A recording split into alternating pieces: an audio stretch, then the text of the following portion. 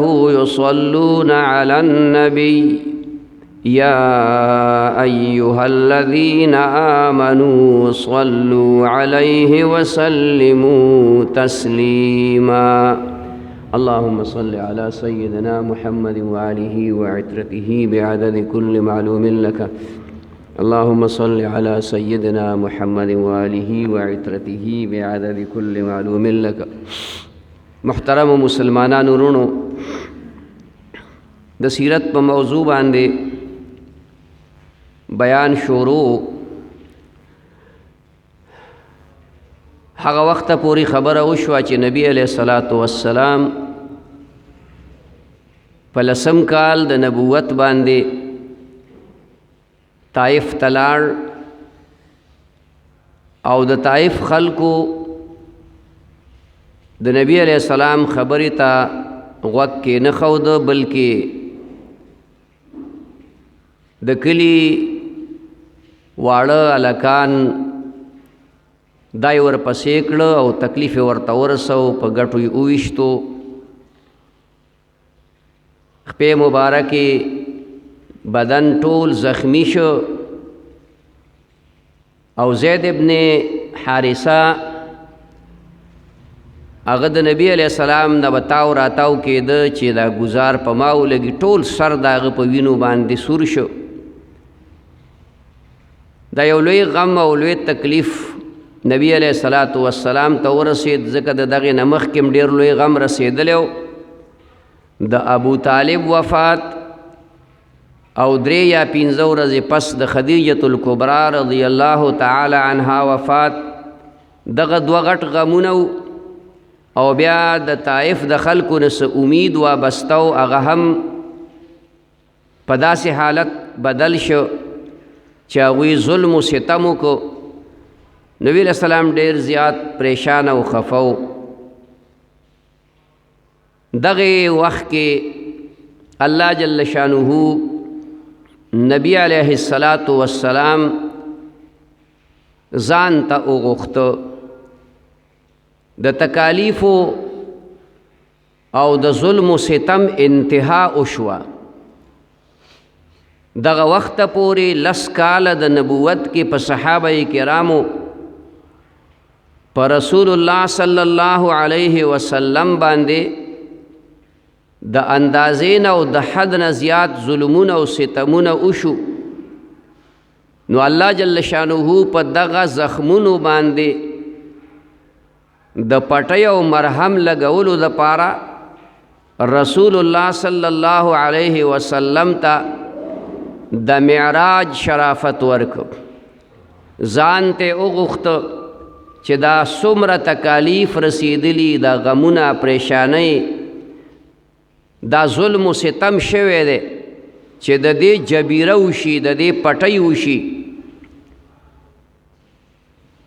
نو د هغې متعلق فرمایي چې دا کله شوی و. معراج چې د نبی علیہ الصلوۃ والسلام سفر د مکې مکرمې د حرم شریف نه مسجد اقصی ته شوی دی، دې ته اسرا وایي، د شپې تلل، او بیا د هغې نه اسمانونو ته، عرش معلی ته، سدرة المنتهى ته او لامکان ته، دغې ته معراج وایي. نو دا کله شوی؟ په دې کې روایات مختلف راغلی دي. چا ویلی دي چې دا د هجرت نه 6 میاشتې مخکې شوی، بعضو روایتونو کې راغلی دي 15 میاشتې مخکې شوی، بعضو روایتونو کې راغلی 1 کال 6 میاشتې مخکې شوی، یعنی په 11 کال د نبوت باندې. خو د دې ټولو تطبیق او د ټولو مناسبت او موافقت علماء کرامو راوستی دی. نو روایاتو کې دا راغلی دي چې دا معراج د خدیجة الکبرا رضی الله تعالی عنها د وفات نه وروسته شوی و. نو خدیجة الکبرا رضی الله تعالی عنها اغا په 10 کال د نبوت باندې وفات شوی و. او بیا دی باندې روایات زیات راغلی دي چې دا د رجب په میاشت کې شوی و. اگر چې ربیع الاول هم پکې راغلی، ربیع الثانی هم په روایاتو کې راغلی، رمضان میاشت هم پکې راغلی ده. خو چې چاته خبر کله رسېدلی دی نو هغه راوي دا خیال کړی دی چې ګنې دا اوس په دې میاشت کې شوی دی. خو د حدیثو عالمانو چې پوره وضاحت او تفصیل د دې کړی دی نو دا د رجب په میاشت کې شوی او په 11 کال د نبوت باندې شوی دی. زیات مناسب او زیاته قوي خبره دا ده. رسول الله صلی الله علیه وسلم وی زه د ام هانی په کور کې ودوما، نیم ودو نیم داسې لکه مکمل جخد نوما او بیخي ویخم نوما. د ام هانی رضی الله تعالی عنها کور دا حرم شریف په حدودو کې اوس راغلی دی، مسجد حرام کې. او دا کم مشهور دروازه باب ملک عبدالعزیز ورته وی، هغې دروازې باندې چې سړی ورننوځي او لاندې مطاف ته لانۍ کوز شوی، دا په پوړو پوړو باندې څه حده پورې تږي. نو د اولو دویمو پوړو نه چې راوخیږي واپس د مطاف نه، نو دغه ځای کې د ام هانی رضی الله تعالی عنها کورو. دغه کور نشانی هغه وخت کې دا واسه کلونه مخکې چې د هغې کومې برجۍ په هغه ځای کې لګېدلې وي نو د هغې نه بره د سپینو زرو یو کړی حلقه چاپېره وه. اوس یې هغه برجۍ د هغې نه لرې کړي دي او په حدیبیه کې حدیبیې نه لږ غوندې دی خوا د حرم شریف نه 15 کیلومیټره په فاصله باندې، حدیبیه 20 کیلومیټره فاصله باندې ده د مکې مکرمې نه. د مکې مکرمې نه 15 کیلومیټره په فاصله باندې یو میوزیم دی عجایب ګر دی. هغې کې د سن 65 هجري نه راواله د اوسه پورې چې کوم نوادرات د کعبې مبارکې، د مسجد حرام او د مسجد نبوي دي، هغه پکې پراته دي. نو څه هلته دي، څه په مدینه منوره کې دي او بعضې څیزونه داسې چې د هغې نه هغوی فوټوسټیټ کړي لکه کوم کاغذونه چې دي د نبي علیه السلام خطونه دي. هغه بیا په فصیح عربی کې واضح عربی کې هغه رسم الخط د هغه زمانې لږ شانتې بدلو. هغې په اوسني رسم الخط باندې هم لیکلي دي او بعضو ته ترجمه هم لیکلې په فارسی کې، اردو کې، انګریزی کې، دې کې ورته ترجمه هم لیکلې ده. د عبدالله ابن زبیر رضی الله تعالی عنه د زمانې سیزونه پراته دي پکې د کعبې مبارکې د آبادېدو ستن پکې پرته ده د هغه زمانې برجۍ. نو دغه برجۍ د حضرت ام هانی رضی الله تعالی عنها د کور نشاندهي چې کوله هغه برجۍ اوس هغوی لرې کړي دي. تیر کال مونږه هغلته په میوزیم کې هغه برجۍ وکتې، ما ته خو معلومې وې د مخکې نه، هغه ما چې وکتل چې دلته خو برجۍ نشته نو ملګري راته ووې چې هغه میوزیم ته تلي. مې کوم میوزیم ته تلي دي؟ هغه وی چې حدیبیې ته. نو بیا موږ لاړو. بهرحال عرض مې دا کو چې رسول الله صلی الله علیه وسلم فرمایي زه د ام هانی په کور کې په کټ کې ملاستم، نیم د نیم بیدارما، په دې کې دا چت وشلید او حضرت جبریل علیه السلام راغی او نورې فرشتې هم ورسره دي چې په هغې کې معلوم فرشته حضرت میکائیل علیه السلام دی. دی راله وی زه رایخ شومه، وی دوی راته وی چې راځه مونږ سره راځه. وی زه دوی سره لاړم نو په حتویم کې سم لاستم. حتویم چې کوم د کعبې مبارکې نه بار ځای پاتې دی او هغې ته دیوال دی نیمګړی، دغې ته حتویم وایي. وی هلته سم لاستم نو اوده شم. وی دوی راپسې راله، زه یې راپاسولم، روان یې کړم، د زمزم چینې خواته یې بوتلم، هلته یې سملولم. زما سینې یې وشلوله او زړه یې ترې راوښکه او د زمزم په اوبو باندې زما دا زړه ووینځه او د سرو زرو په یو مجمع کې ټری کې هر څه چې ورته وایي توشت لفظ عربی کې راغلی، توست،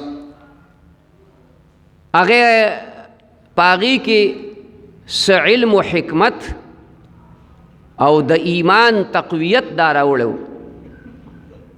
نو هغه حکمت او دانایی او هغه د ایمان تقویت چا به څنګه و، بس د الله په علم کې ده. هغې کې د هغې نه زما زړه ډک او بیا واپس زما زړه په خپل ځای کې کېښوده او په سینې راته لاس راښکه، سینه په خپل واپس خپل حالت باندې شوه او شاته مهر نبوت د اوږو په منځ کې ګس طرف ته ګسې اوږې سره نږدې جخت مهر نبوت هغې ولګو.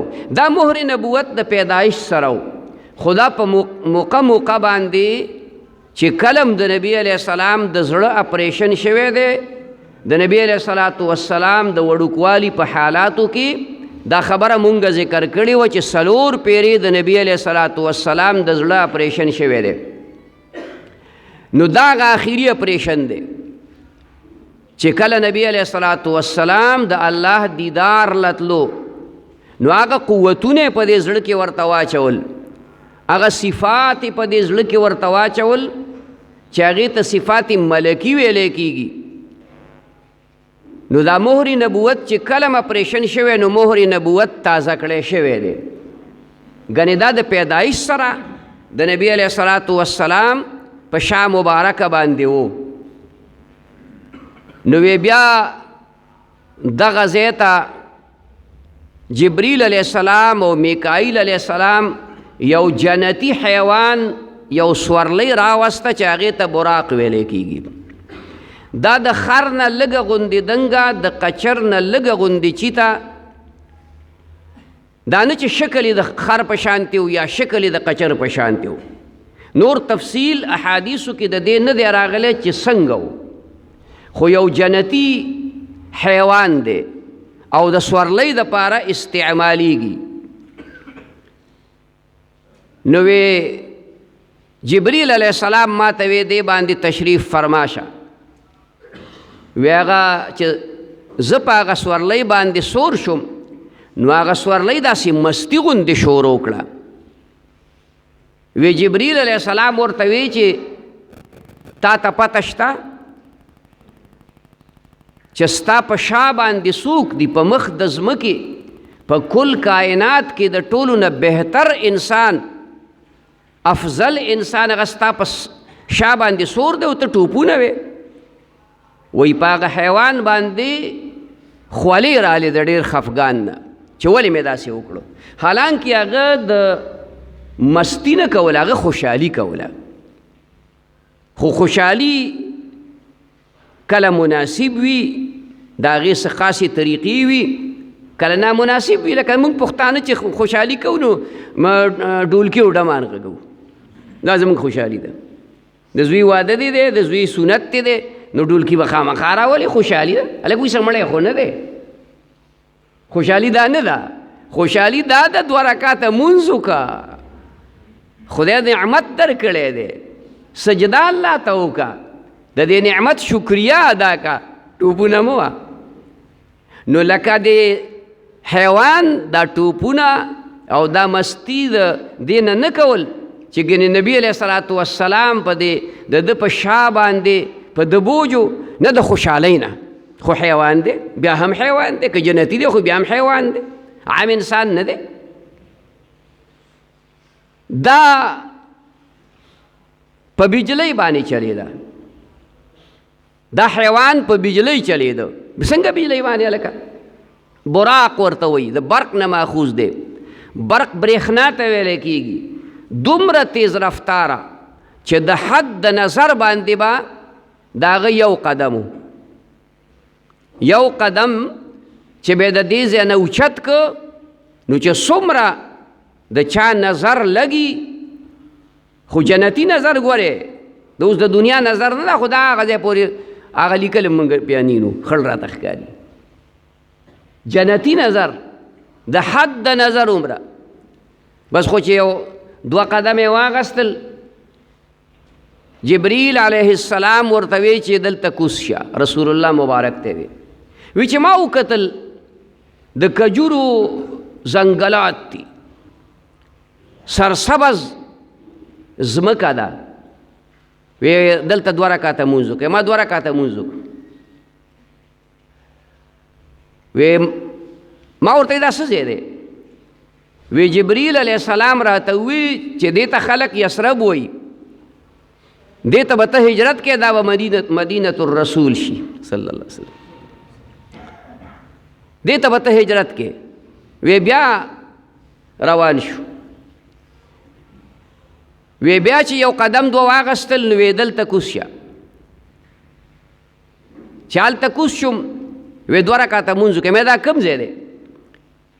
وی چې دا خو توري سینا دی، هغه مقام دی چې هغه غر دی او هغه میدان دی چې حضرت موسی علیه السلام به د الله سره په دې کې راز و نیاز کو. وی د هغه ځای نه روان شو. بیا چې یو قدم 2 لاړ، وی چې کوز شه 2 رکعته لمونځ وکړه. ما چې دا کوم ځای دی؟ وی چې دا بیت اللحم دی، دا هغه مقام دی چې دلته حضرت عیسی علیه السلام پیدا شوی دی. دا مختلف مبارک مقامات په لاره کې راتلل. چې بیا لاړو نو مسجد اقصی ته ورسېدو، شام، فلسطین، مسجد اقصی، بیت المقدس، هغې ته لاړو. وی بار یوه ګټه وه، جبریل علیه السلام په هغې کې ګوته داسې وواله، په هغه ګټه کې سوری وشو. فرمایي چې دا سوری په دې کې د مخکې نه وو، خو څه خاورې خزلې پکې پرېوتې وې. نو جبریل علیه السلام په ګوته باندې کولاو کړو. وی ما دا سورلۍ چې کومه وه، د هغې مهار، د هغې جلب، دا هغه سوري کې ورکړه، غوټه مې که سورلۍ مې وتړله. جومات ته لاړو. وی جومات کې د مخکې نه هم څه کسان موجود وو چې زه ورغلم نو د هغې نه وروستو ډېر شی خلک راغی. وی اذان وشو، اقامت وشو. وی مونږ ولاړ یو. ما چې امامتۍ ته به څوک مخکې کېږي نو ځکه د کم خلک چې راغلی دا د حضرت آدم علیه السلام نه راواله تر حضرت عیسی علیه السلام پورې ټول انبیاء علیهم السلام. اوس بابای اول موجود دی نو هغه مخکې کېږي امامتۍ ته. بابای ثانی موجود دی، نوح علیه السلام، حضرت ابراہیم علیہ السلام خلیل اللہ موجود دے، موسیٰ کلیم اللہ موجود دے. څوک به مخکې کېږي؟ وی جبریل علیہ السلام زه د مټه ونیوم او مصلې ته یې وړاندې کړم. وی ما 2 رکعته لمونځ وکړ او مقتدیان مې ټول انبیاء علیهم السلام شو. ټول وایه سبحان الله. ځکه خو رسول الله مبارک ته امام الانبیاء وایي. امام الانبیاء دا امامت ډېر لوی منصب دی، دا مقام ډېر لوی دی، دا د انبیاءو مقام دی، وړه خبره نه ده. لوی منصب دی په مخ د ځمکې باندې په دینی منصبونو کې امامت دا عظیم منصب دی. وی 2 رکعته لمونځ مو وکړو. بیا راووتو. چې راووتو نو یو روایت داسې دی چې دغه سورلۍ باندې نبی علیه الصلاة والسلام تشریف فرما شو او جبریل علیه السلام سره دی. یو روایت کې داسې هم دی چې جبریل علیه السلام هم په دقې سورلۍ ورسره رستو سور دی او میکائیل علیه السلام ورسره دی. وی دی او یو روایت داسې دی چې نه هغه سورلۍ مقلته پرېښوده، تړلې پرېښوده، او یو نردبان یو سیړی یو پوړی مثلا هغه د اسمان نه راښکته شوه او رسول الله صلی الله علیه وسلم سره د جبریل علیه السلام نه په هغې باندې اول اسمان ته لاړ. څنګه لاړ؟ بس خو چې دلته قدم کېښود او بل او دوه درې قدم یې کېښودل نو اول اسمان ته رسېدلي وو. نو جبریل علیه السلام وی هلکه ور کولاو کوي، دروازه کولاو کوي. فرشتو وی څوک یې؟ وی جبریل ما. مرګری د سره څوک دی؟ وی محمد رسول الله صلی الله علیه وسلم دی. وی په خپل اختیار راغلی یې که الله را بللی؟ وی الله را بللی و. دروازه یې ورته کولاو کړه. فرشتې خو ذمهوارې وې. نو په دې اول اسمان کې د رسول الله صلی الله علیه وسلم ملاقات د حضرت آدم علیه السلام سره وشو او جبریل علیه السلام ورته وی داستانی که حضرت آدم علیه السلام دی. بیا دویم اسمان، دریم، هر اسمان کې د یو پیغمبر سره ملاقات کیږي. موسی علیه السلام سره ملاقات وشو، څلورم اسمان کې عیسی علیه السلام سره ملاقات وشو. هر اسمان د دې یو اسمان نه دومره لرې دی لکه څومره چې د دې ځمکې نه دا اسمان لرې دی. 1500 کاله د برق د بجلی په رفتار باندې مزل دی. نو سورلۍ خو و د بجلی او یا هم دقه براق دی او یا بله سورلۍ ده، هغه د دغې نه هم تیزه ده. عرش معلا ته ورسېدل. د عرش معلا نه بره لاړل، یو مقام دی سدرة المنتهى ورته وایي. دا سدرة المنتهى ورته په دې وایي سدره بیرې ته ویلی کېږي، د بیرې ونه ده. منتها غزې ته وایي چې په هغې باندې یو کار سر ته ورسي. نو د دې لاندې نه چې بره څه ځي خو نیک اعمال ځي، بل څه نه ځي. نو سدرة المنتهى کې ودرېږي. بیا یې دا الله په حکم فرشتې چې کوم مقام یې هغې ته وړي او د بره نه چې څه احکام راځي نو سدرة المنتهى کې ودرېږي. بیا نورې فرشتې چې الله پاک ورته حکم کړی چې دا کوم ځای ته ورسوئ هلته ځي. سدرة المنتهى ته چې ورسېدل دا یو نورانی مقام دی. د هغې بلبلکۍ د هغې پتنګان د سرو زرو او د سپینو زرو دي. یو عجیب منظر دی او دا سدرة المنتهى دا دونه عظیمه ونه ده چې په دې کل کائنات باندې خوره ده او په هره پاڼه باندې د هر بني آدم د پوره زندګۍ ډیټیل او تفصیل لیکلی دی. دې وخت کې به پیدا کیږي، دونه به عمري، دونه به ډوډۍ خوري، غنم به خوري، دونه به جوار خوري، دونه به اوبه څکي، دونه به چی، دا ټول تفصیل چې کوم دی دونه به خوب کوي. دا په دې یو باندې پوره رجسټر دی د انسان د زندګۍ، یو میموري کارت دی، په هغې کې دا ټول تفصیل چې کوم دی موجود دی. او دقلته نبی علیه الصلاة والسلام د جنتونو سیلم وکړو. عند سدرة المنتهى عندها جنة المأوى. جنت د دې سدرة المنتهى سره خوا کې نږدې دی. هغې کې نبی علیه الصلاة والسلام چکر ولګو او مختلف سیزونه جنت کې ولیدل، د جهنمونو چکر یې ولګو، مختلف عذابونه یې ولیدل. په دې لاره باندې سخت عذاب کې مبتلا خلق هم ولیده. زناکاري ولیدل په یو حالت باندې، سودخواري ولیدل په یو سخت ترین حالت باندې.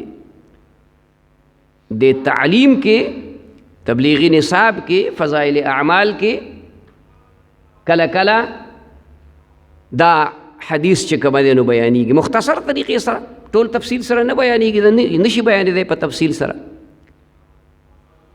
چیرې د سودخور کومه سزا وه، د زکات نه ورکوونکي کومه سزا، د چا سر چکنی کولی شي، څوک د وینو زو په سمندر کې روان دی او د ګټو نه نوړی کوي، په ګټو باندې چکونه لګوي، څوک داغلی کېږي، چاته یو سزا چاته بله سزا. الله دې موږ ته ټولو ته امان راکړي، و امان به میلاویږي په دې چې د ګناهونو نه موږ ځان بچ کړو، د سود نه ځان بچ کړو، رشوت نه ځان بچ کړو، حرام خورۍ نه ځان بچ کړو، د دروغو نه ځان بچ کړو، د پردي حق نه ځان بچ کړو. الله دې موږ بچ کړي. رسول الله صلی الله علیه وسلم سدرة المنتهى جبریل علیہ السلام ورته ووی چې وروره زه تا سره نور بره نشم تلی، زما وزر سوځي. دا الله جلال او جمال دی. 600 وزر د جبریل علیہ السلام دی، وزر مې سوځي نو زه تا سره نور بره نشم تلی. د دې ځای نه ستا او ستا رب پوه شه. نو یو سورلی ورته الله راولېږله د مسند په شکل، د ناستې په شکل، یو سټیج غوندې یو کرسی، هغې باندې نبی علیہ السلام تشریف فرما شو او د الله دربار کې حاضر شو. د الله دربار کې څنګه حاضر شو؟ بس اخوا څومره ورنږدې شو، قرآن شریف کې د هغې مختصر ټکی ویلی، فدنا فتدلی فکان قاب قوسین او ادنی. الله ته دی ورنږدې شو نو ښه ورنږدې شو. د یو لیندې د دوو لیندو په فاصله د الله نه ته نږدې شو. او یو نورانیت دی، یو عظیم، چې د هغې قوت الله جل شانه د نبی علیہ السلام زړه کې، سترګو کې، غوږونو کې دا چولی دی. الله سره نیغ په نیغه خبرې وکړي بلا واسطه. چې کله نبی علیہ السلام په ځمکه دی نو بل واسطه خبرې دي. بل واسطه مطلب دا انډایرکټ، یعنی جبریل علیہ السلام راځي او د الله خبرې راوړي او نبی علیہ السلام ته کوي، او هلته کې بلا واسطه خبرې دي چې دیدار ورکوي بلا واسطه، دونه قریب که ځان ته، نو خبرې هم چې کوم دی نو بلا واسطه دي، نیغ په نیغه. الله تعالی ورسره خبرې وکړي نو څه خبرې وکړي نو او بیا یې ورته ډالۍ ورکړه، تحفه ورته ورکړه، 50 منځونه. وی دا تحفه والا او زه دنیا ته لاړ شه، زه دنیا ته لاړ شه. هر څو وخت چې تیر شو، دا یوه شپه ده، شپه لا ختمه نه ده، شپه ولاړه ده، په ځای ولاړه ده. نبی علیہ الصلوۃ والسلام واپس راځي، په هر اسمان کې د یو پیغمبر سره ملاقات کوي. جبریل حضرت ابراہیم علیہ السلام یې بیت المعمور دیوال ته ډډه والی. بیت المعمور دا د فرشتو کعبه ده او د دې کعبې مبارکې په سید کې د فرمای که چرته د هغه ځای نه څوک ګټه راخطا کړي نو د کعبې مبارکې په سر باندې به لګي.